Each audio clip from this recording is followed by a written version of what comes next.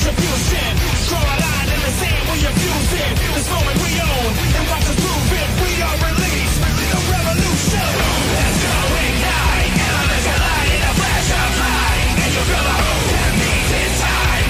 Light the fuse, bring the boom, dynamite. Let's go ignite, elements collide in a flash of light. And you feel the hope that means it's time. Light the fuse, bring the boom, dynamite.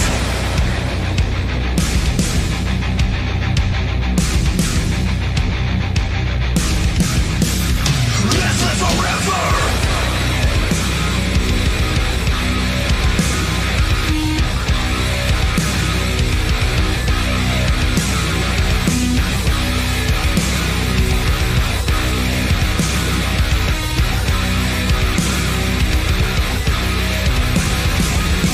Let's go ignite, elements collide in a flash of light. And you feel the hope that means it's time. Light the fuse, bring the boom, dynamite. Let's go ignite, elements collide in a flash of light. And you feel the hope that means it's time. Light the fuse, bring the boom, dynamite.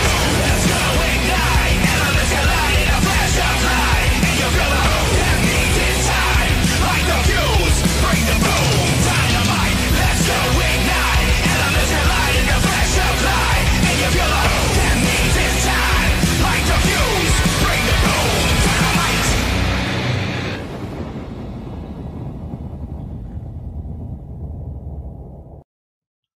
If you smell what the rock is cooking. The rock says, the rock says. The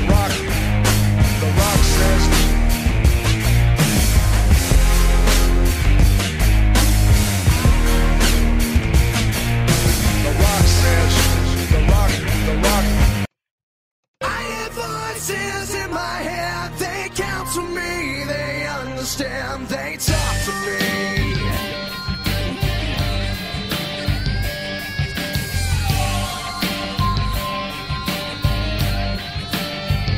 You got your rules in your religion, all designed to keep you safe. Hello and welcome to the AEW Wrestling Talk Show with Liz Jones and Sean Smith, as we bring you our reactions to AEW All Out, which was going to be held in the Sears Center in Hoffman Estates, Illinois, but once again, due to COVID-19, it has been held at days past with a limited amount of fans, with an attendance of 700 to 750 fans. didn't exactly make any sound. But we digress. AEW All Out is where it all began a year ago. Mm-hmm. So this is essentially WrestleMania for this company.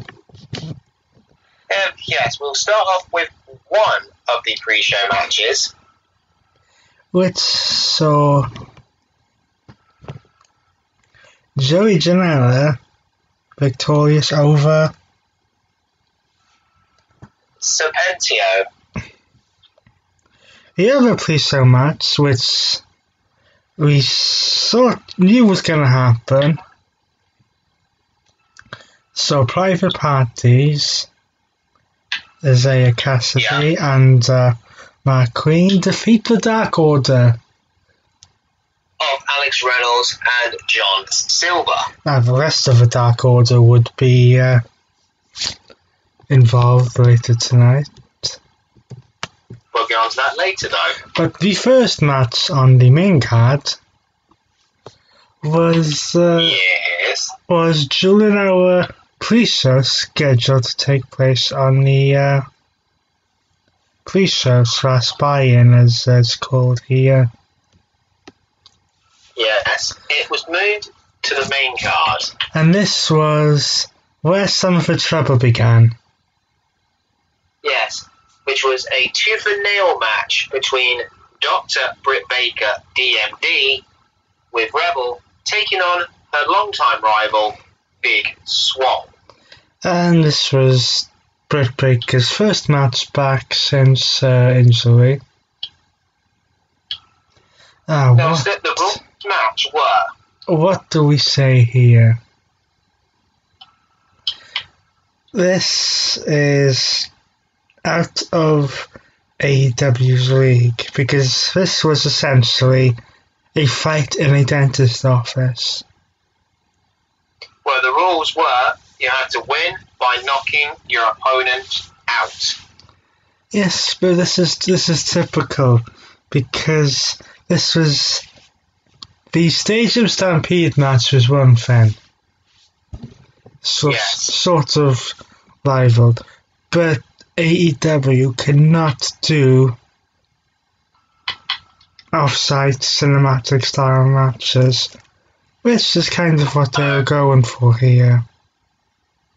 Yes. However, it must be embarrassing for Britt Baker to lose a match in the profession that she was known for before wrestling. Which was being a dentist. Yes, because as at the end of the mask, Swole managed to get the gas mask onto Baker, causing her to pass out, and Swole to be declared within the winner. Yes, a very unorthodox way to win the match, I must say. So we have, as someone we know very well, say, Oh, yeah. so we have a tag team match player.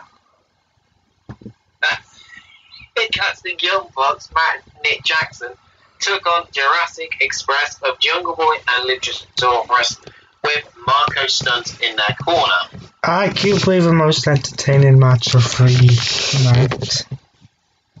So far. Period, I would say. Yeah, true point.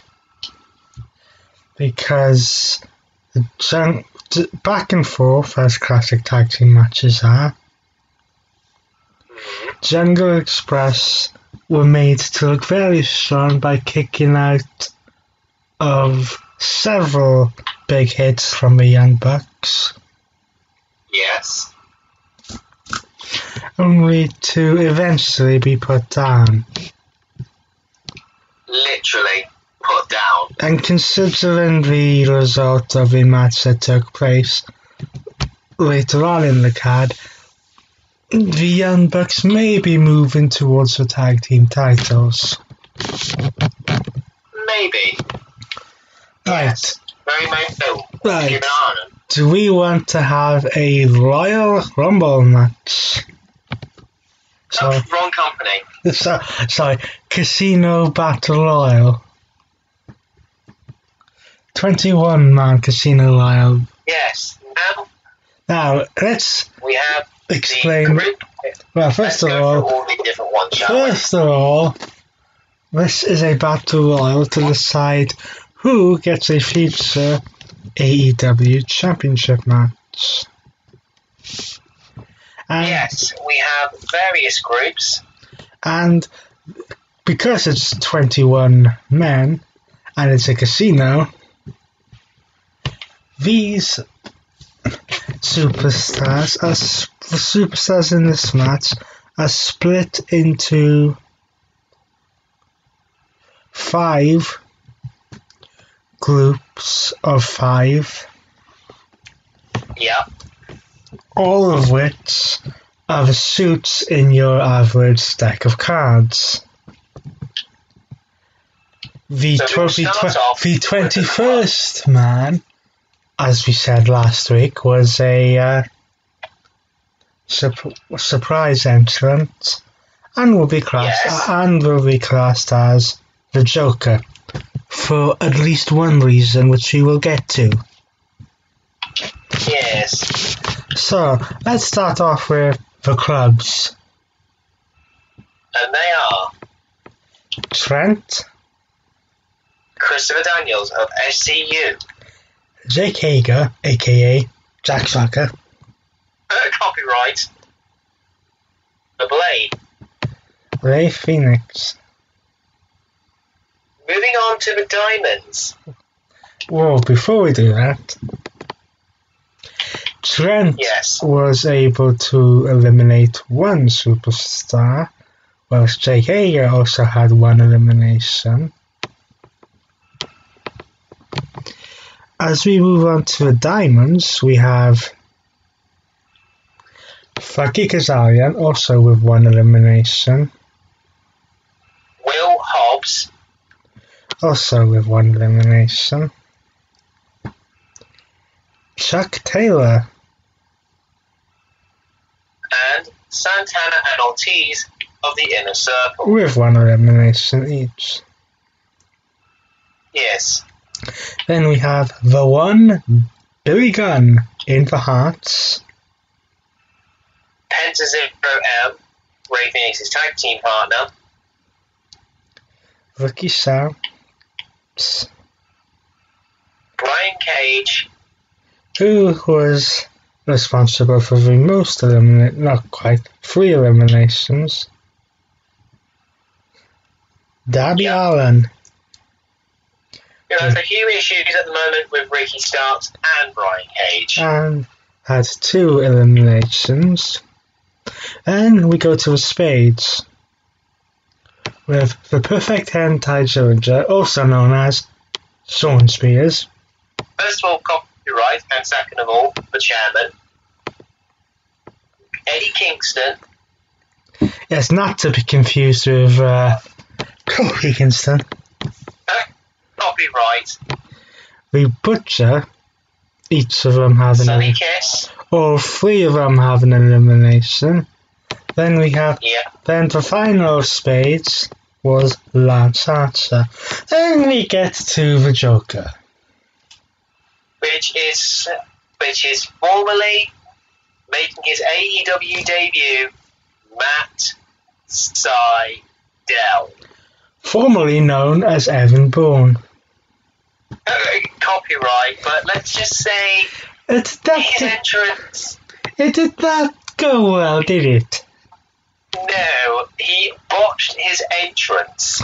Well, he didn't botch his entrance. He made his way down to the ring through the entrance ramp, got off one kick, climbed to the top rope to hit the move we once knew as Airborne.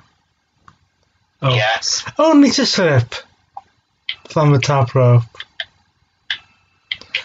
And within 30 seconds of his debut, he is botching.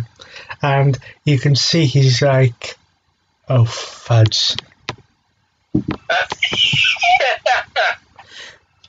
Moving swiftly on. So, we'll go through the order of elimination here. Yes. First to be eliminated was the Blade. Yes, the Blade was first to go. Next to be eliminated was Santana of the Inner Circle. No, it wasn't.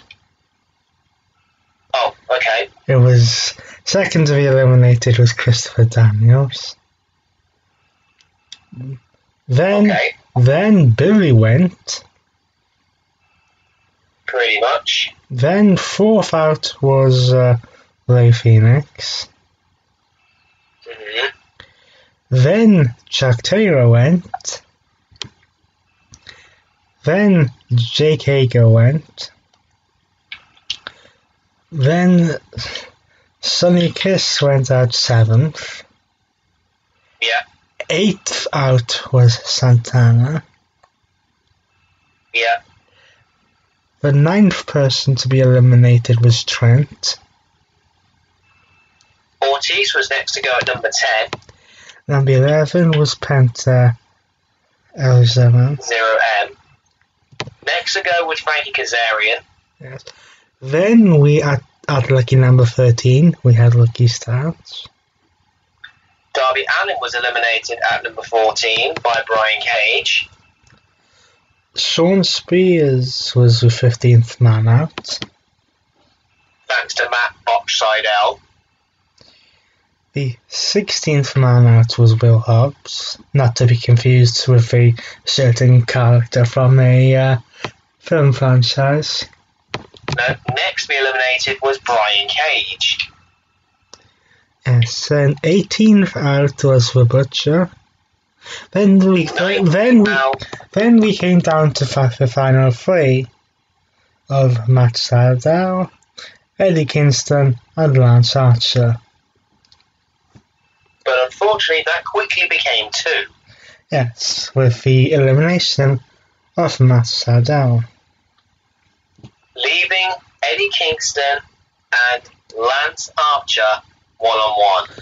And the winner of this match, and the man moving on to have a crack for the AEW Championship, is Lance Archer. With a pretty dominant display, with 5 eliminations to his name. Yes, but not quite as many as someone who will remain nameless in a other Battle Royal style match. So then we move on to our next match, which was a broken rules match. As Sammy Guevara took on Matt Hardy. Now, where the hell do I start with this? So, if I had to lose the match, he would have to leave AEW. Again, where the heck do I start with this? So they start this whole thing off like in the back of the Daily's place.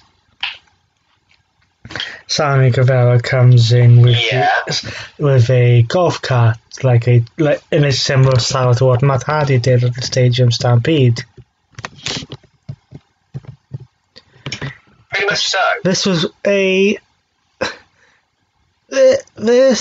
is more or less a last man standing match, by the way. Pretty much. So they get after a while they have 2 tables set up. They climb to the top. They get on a scissor lift, and it starts going up. And we're like, oh no, this is going to end badly for someone. Matt Hardy goes for a side effect with trying to send Sammy Guevara through the tables. It's countered, and this is where things go terribly wrong. Very much so. Because Matt Hardy falls, completely misses the tables, and smashes his head on the back of the concrete. Whilst the certain Guevara went through the tables. Yes. Matt Hardy was not moving. And it was forcing referee Aubrey Edwards.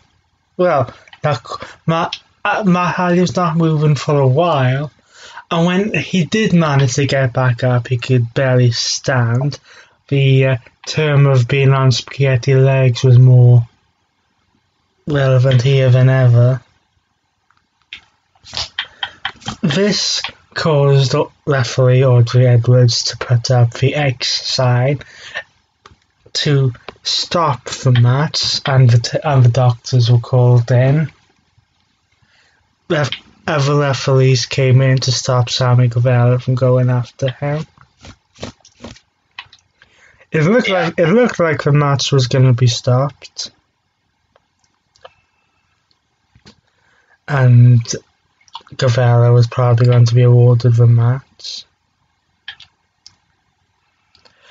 But for some unknown reason that I will never understand, same here, some idiot doctor has apparently said that Matt Hardy passed concussion protocol, and this may have been more Matt Hardy's choice than the doctors, but the guy should not be making those kind of choices. And with that, the match continued. The match was restarted. And where did we go from here? Pretty much Brawl City. Hardy and Guevara yet again climbed some scaffolding.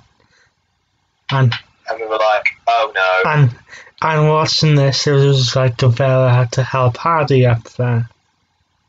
Yes, pretty much. Guevara was then thrown off of the scaffolding onto a platform below and did not get up for the 10 count, which means that Matt Hardy won the match. So the winner of the match was Matt Hardy. Who was then rushed to hospital. But fortunately, he didn't suffer any serious injuries. I would call a concussion, which he clearly had, AEW, a serious injury. I mean, I wouldn't be surprised if he can't remember this match, because I remember 6 years ago, a certain match at the Showcase of the Immortals, where a certain dead man ended wrestled pretty much the entire match with a concussion and cannot remember it. Yes, same here, but we will not name the company for various reasons, legal reasons. But now we go on to a championship that my colleague does not like whatsoever, which is for the AEW Women's World Toy Championship. Yes. And it's not necessarily a case of me not liking it, it's just that the women's division in AEW is miles below another company. As Akira Shida defended her championship against NWA's women's champion, Thunder Rosa. No, this was one of, probably because they're both, I want to say, Japanese. Japanese Mexican style wrestlers, that this was one of the better female matches in AEW. But well, it's not surprising that Akira Shida won this match, because they're not going to put the AEW Championship, Women's Championship, on a superstar who is not under contract in AEW. They may have a working it wouldn't seem right, would it? They may have a working relationship with the NWA, but that doesn't mean that they're going to be handing out their championships. Very true point, that. Now, shall we have another tag team match, player? We will have a 8-man tag to be exact, as Matt Cardona, otherwise known as Zack Ryder, teamed up with Scorpio Sky, and the Natural Nightmares of Goldust, copyright, aka Dustin Rhodes, and tag team partner QT Marshall, with Ali and Brandy Rhodes in their corner to take on the Dark Order's new TNT champion, Brody Lee, otherwise known as Luke Harper, Colt Cabana, Evil Uno, and Stu Grayson, with Anna Jay in their corner. Now, what do we expect here? Well, I was simply because the Dark Order has been on a tear recently, I was kind of expecting them to win this match. However, due to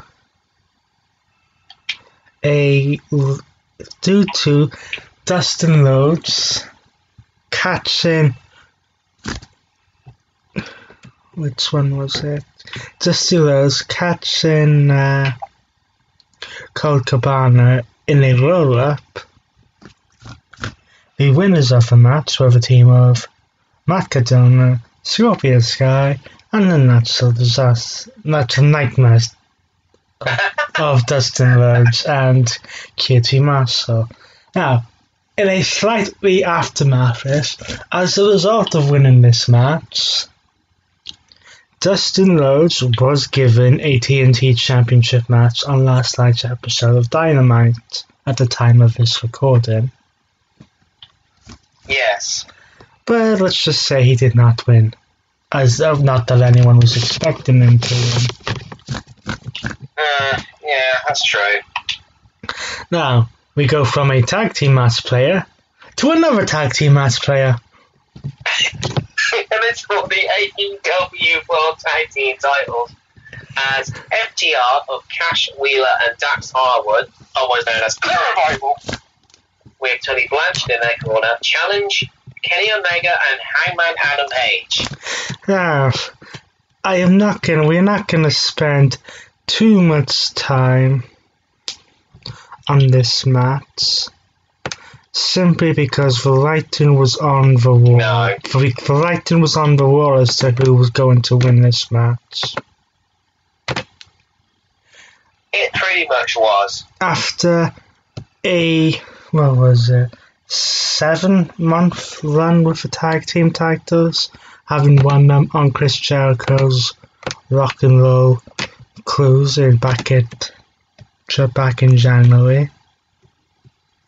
Yeah, something like that. And with some building tension between Omega, Page, and the rest of the Young Bucks and Elite. Yes. FTR, we've taken some lessons from Tully Blanchard, would hit the Mind Breakers onto Adam Page to win the tag team championships. So FTR have won the match and become the new AEW World Tag Team Champions. Now, this does make history in a way for FTR, because they are the first team to hold, and I have to mention this company for this one, they are the first team to be NXT Tag Team Champions, Raw Tag Team Champions, SmackDown Tag Team Champions, and now AEW Tag Team Champions. That is absolutely spot on.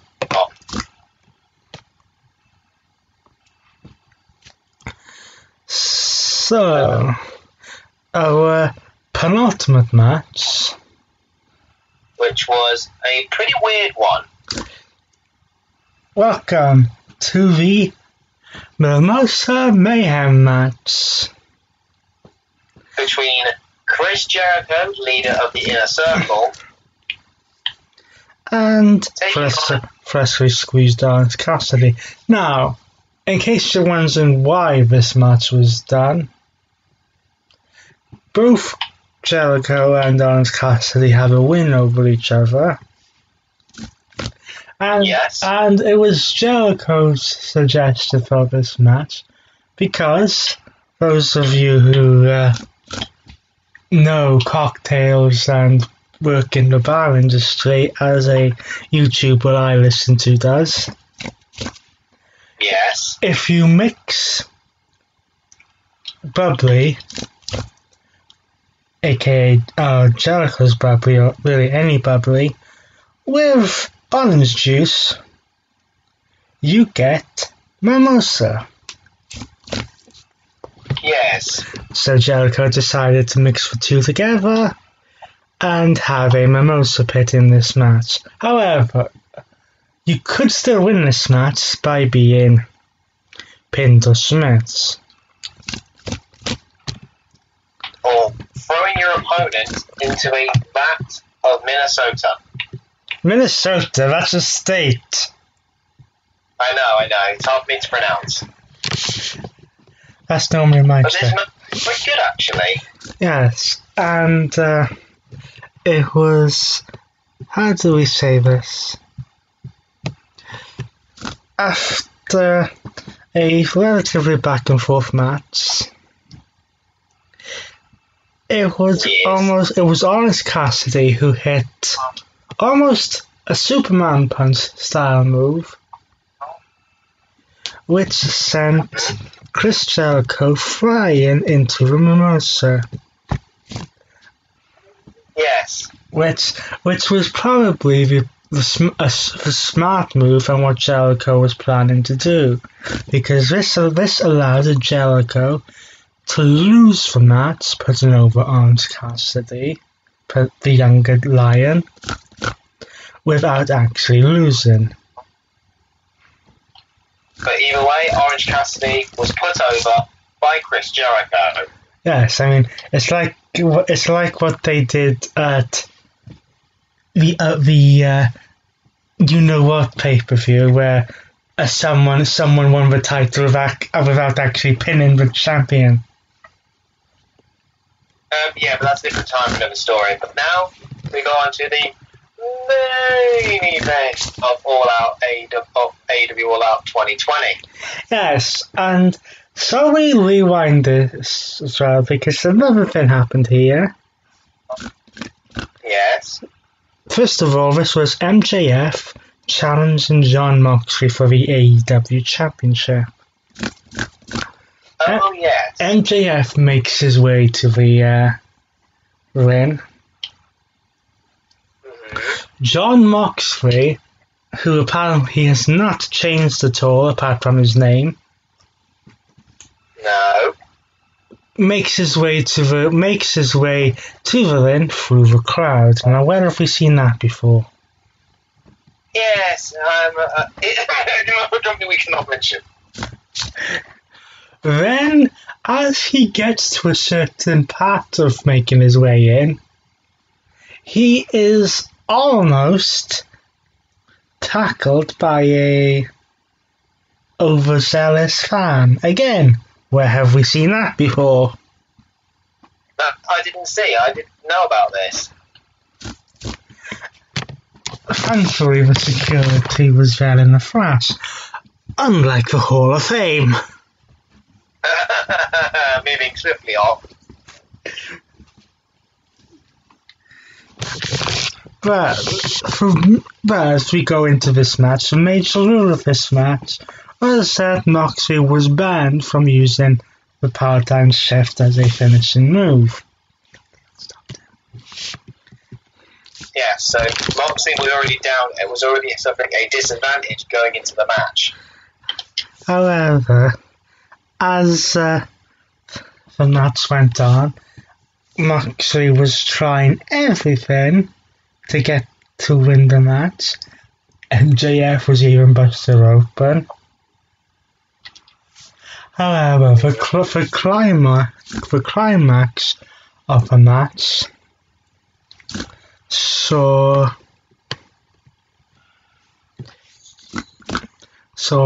Wardlaw distract the referee,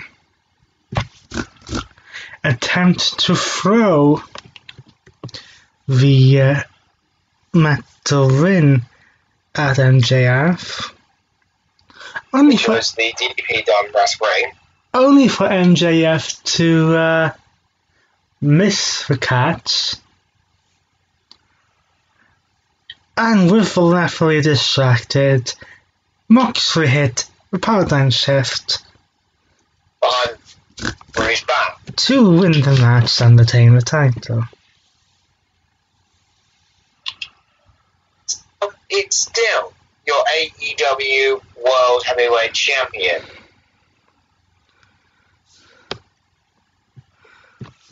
Yes. So let us run through the match card one more time. Starting with the first pre-show match, which I'll allow you to take. Mm-hmm. Joey Janela defeated Spears. Serpentio. Private Party defeat of Isaiah Kennedy and Mark Queen defeated the Dark Order of Alex Reynolds and John Silver. Big Swole defeated Dr. Britt Baker in a tooth and nail match. The Young Bucks defeat of Matt and Nick Jackson defeated Jurassic Express of Jungle Boy and Luchasaurus. Lance Archer won the 21-man Casino Battle Royal for a future shot at the AEW World Championship by last eliminating Eddie Kingston. Matt Hardy defeated Sammy Guevara in the Broken Rules match. Akira Shida defended the AEW Women's Championship successfully against Thunder Rosa. The team of Matt Cardona, Scorpio Sky, and the Natural Nightmares of Dustin Rhodes and QT Marshall defeated the Dark Order. FTR defeated Kenny Omega and Adam Page to become the new AEW World Tag Team Champions. Freshly squeezed, Orange Cassidy defeated Chris Jericho by knocking him into that Mimosa. And Jon Moxley sneakily defeated MJF to retain the AEW World Championship. So that does it for AEW All Out 2020. Overall, it was AEW's first bad pay-per-view of the year. Yes, nice to know that a certain company is not the only one who can give us a bad show. Well, So, I wouldn't necessarily. Well, let me rephrase that. It wasn't a bad show. It was more unlucky because Finn's went wrong starting with the Battle Royal.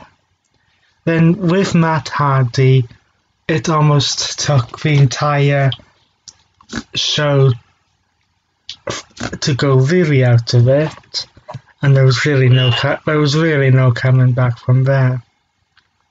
yeah, pretty much. But in any event, So join us next time as we bring you our next broadcast. yes, AEW has a 2-month break before their next pay-per-view, which means the next time you see us, we'll be switching companies again. Yes, so until then, he's been Royce Jones, and he's been Sean Smith, and we will speak to you soon.